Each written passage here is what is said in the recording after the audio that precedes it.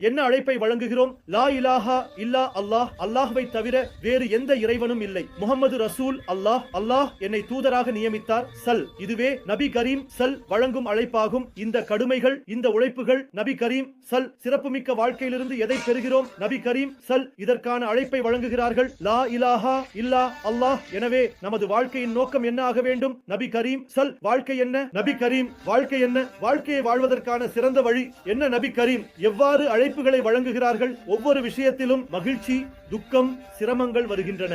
நபிசல் அவர்களின் நோக்கம் லா இலாஹா இல்லா அல்லாஹ், முஹம்மது ரசூல் அல்லாஹ் என்ற அழைப்பை வழங்குவது. இதை உள்ளத்தில் ஏற்றுக்கொள்ளாவிட்டால், எங்கள் உள்ளத்தில் இதில்லை என்றால், நாங்கள் நபி கரீம் சல் அவர்களின் வாழ்க்கையிலிருந்து விலகியுள்ளோம். முதலில் நம்மை நம்மேற்கே, பிறகு நமது குடும்பத்தினருக்கு அழைப்புகளை வழங்க வேண்டும். இது நபி கரீம் சல் அவர்களின் உழைப்பு. இந்த அழைப்பு சாதாரணம் அல்ல.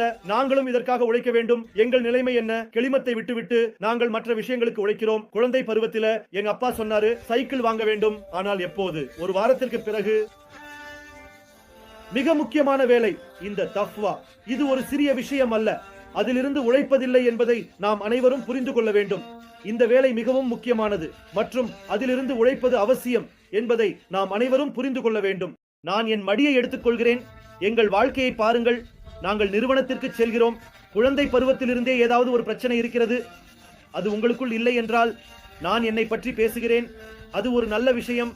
என்னுடைய சிறு வயதில் என் தந்தை எனக்கு அரிவாள் கொடுக்க சொன்னால், ஒரு வாரத்திற்கு பிறகு நான் அவருக்கு ஒரு அரிவாளை எப்போது கொடுப்பேன் என்று நான் சொல்கிறேன்.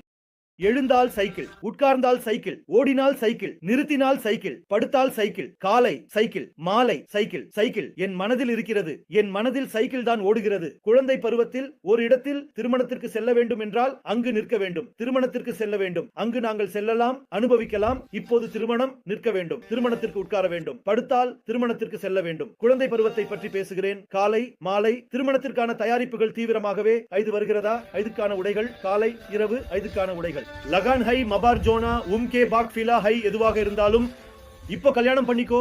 நில்லுங்க, கல்யாணம் பண்ணிக்கோ. உட்கார்ந்து கல்யாணம் பண்ணிக்கோ. படுத்துக்கோ, கல்யாணம் பண்ணிக்கோ. சின்ன வயசு பத்தி பேசு.